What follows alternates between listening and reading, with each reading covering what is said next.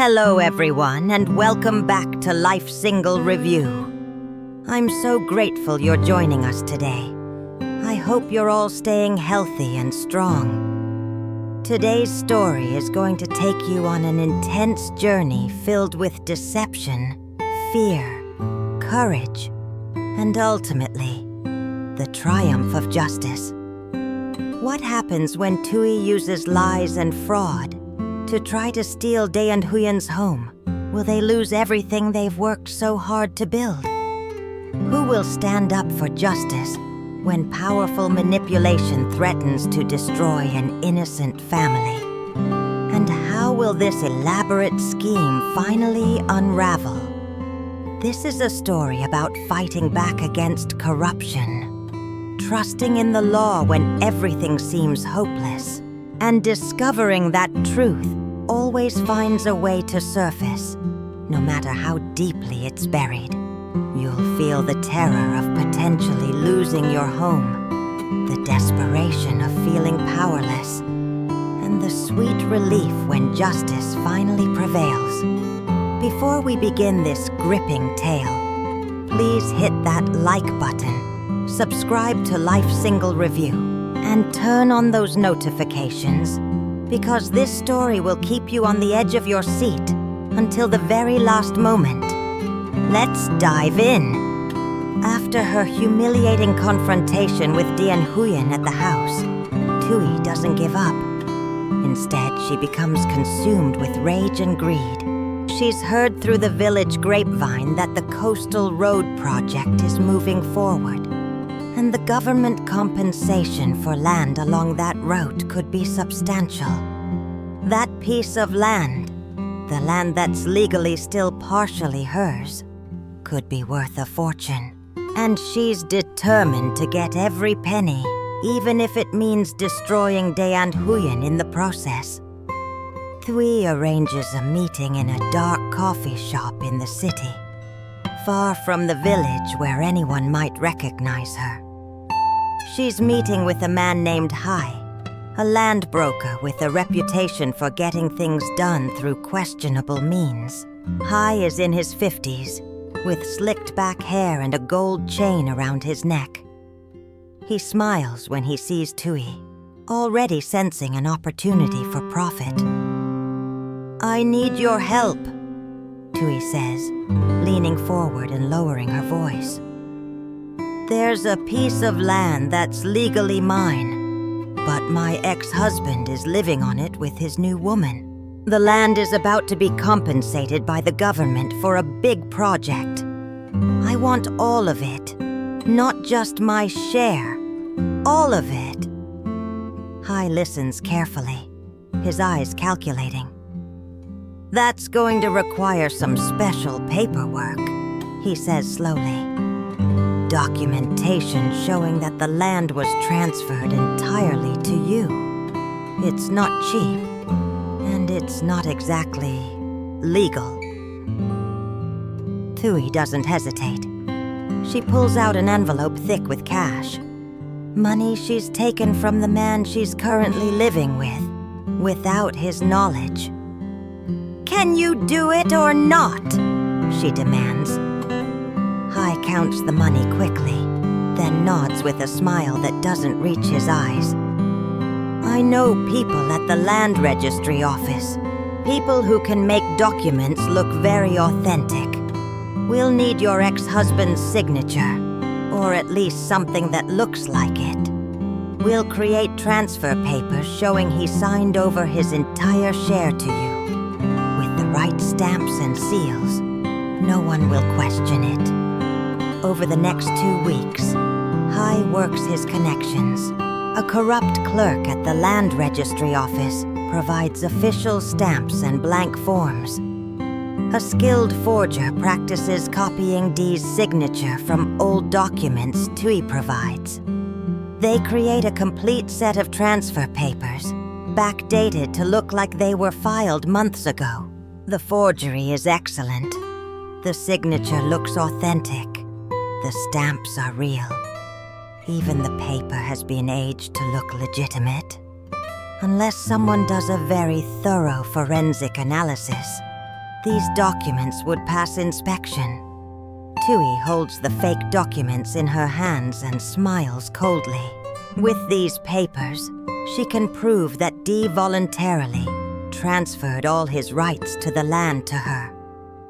She can claim full ownership, get the entire government compensation, and leave Dee and Huyen with nothing. Better yet, she can have them evicted from the house as illegal occupants. The thought fills her with vindictive satisfaction. She makes one more arrangement. She contacts the local police, telling them she needs help removing squatters from her property.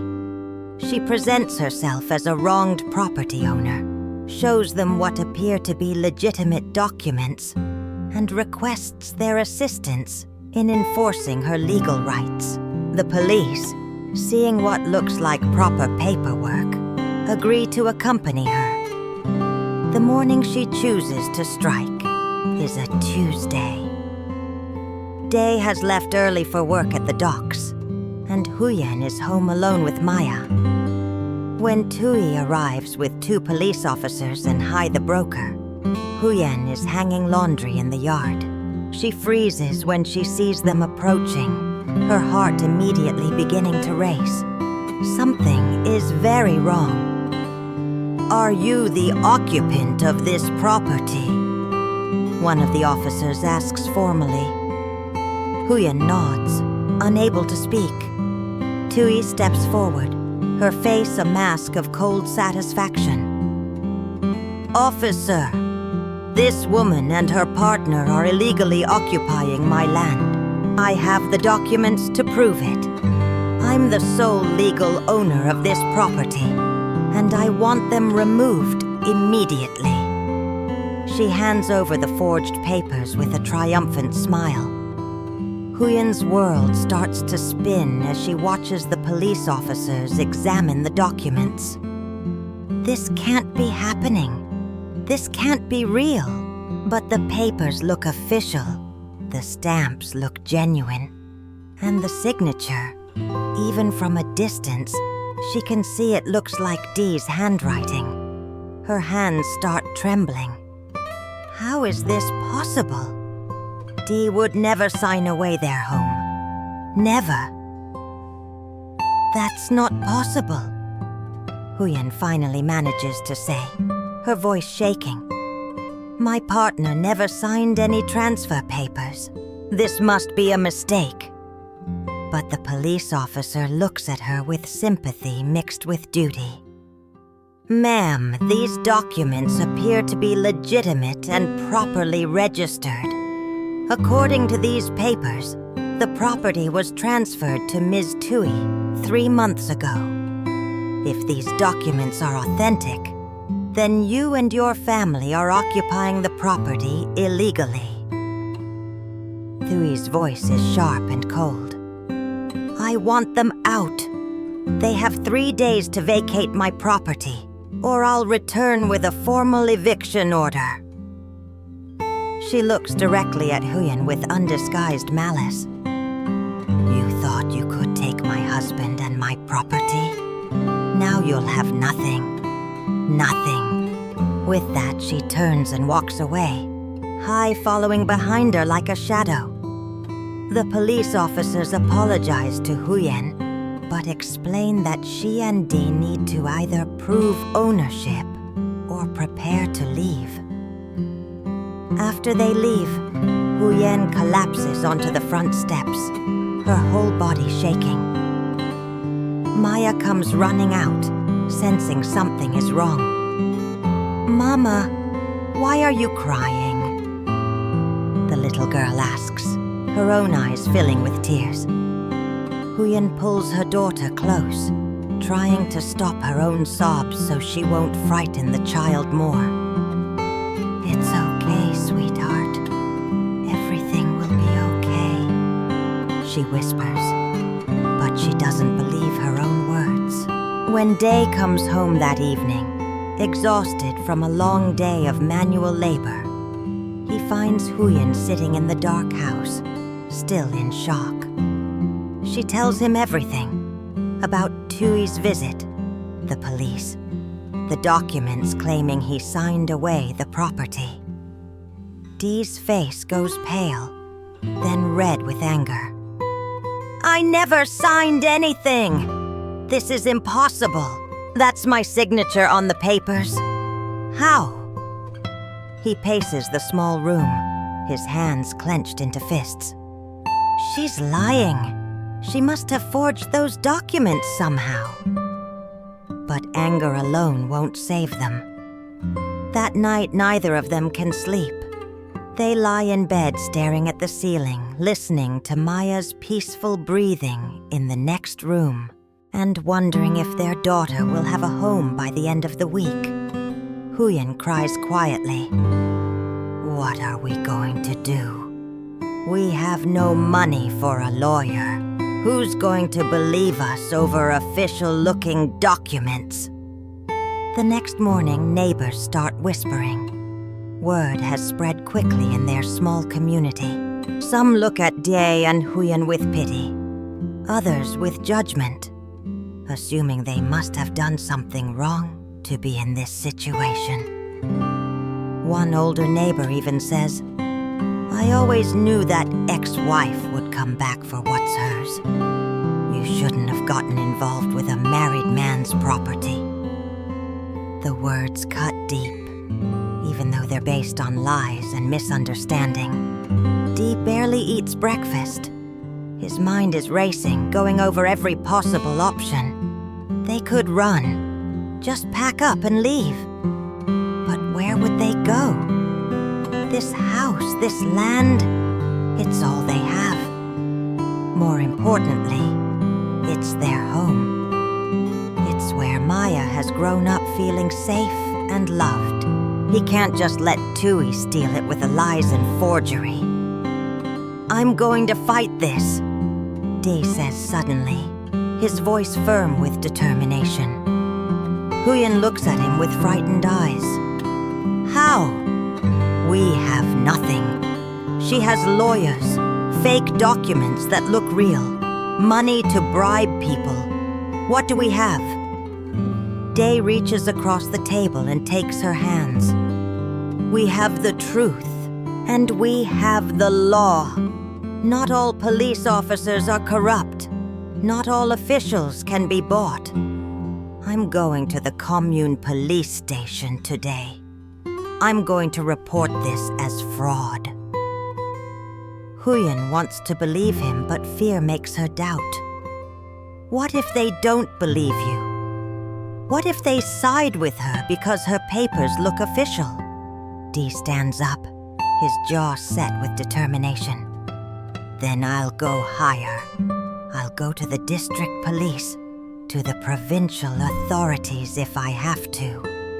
I'll find someone who will listen, someone who cares about justice. We haven't done anything wrong, and I refuse to let her take away everything we've built just because she knows how to lie and cheat. He kisses Huyen's forehead gently. Take care of Maya today. Keep her calm and happy. Don't let her know how scared we are. I'm going to fix this.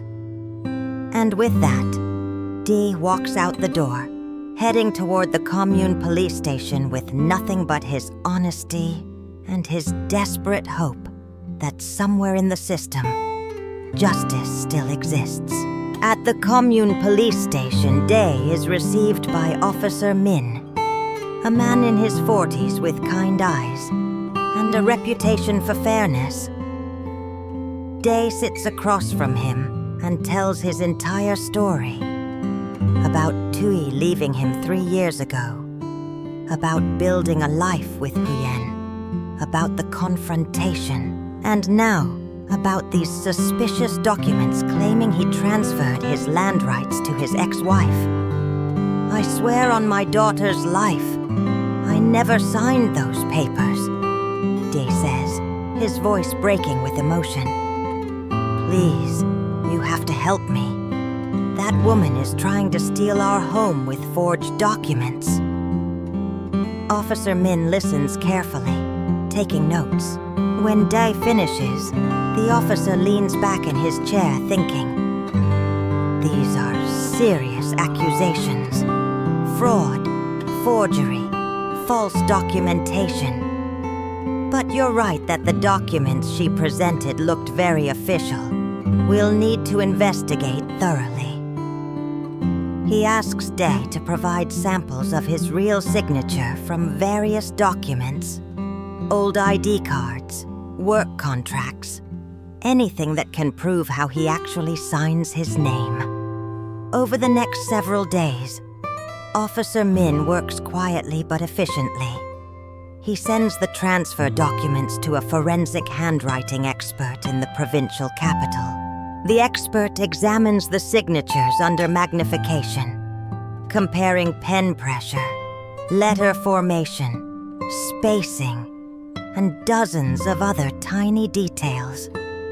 His conclusion comes back definitive. The signature on the transfer documents is a forgery, a skilled forgery, but a forgery nonetheless. The person who signed these papers was attempting to copy the subject's handwriting, but there are at least 15 distinct differences in technique and formation. Armed with this evidence, Officer Min begins digging deeper. He contacts the Land Registry Office and speaks directly with the head administrator, bypassing the normal clerks. He asks to see the original filing of the transfer documents. When the documents are retrieved, the administrator immediately notices something suspicious. The filing date in the system doesn't match the date stamped on the papers. Someone entered it into the system recently, but backdated it to look older. A quiet internal investigation begins at the Land Registry Office. Security camera footage is reviewed. Financial records are examined.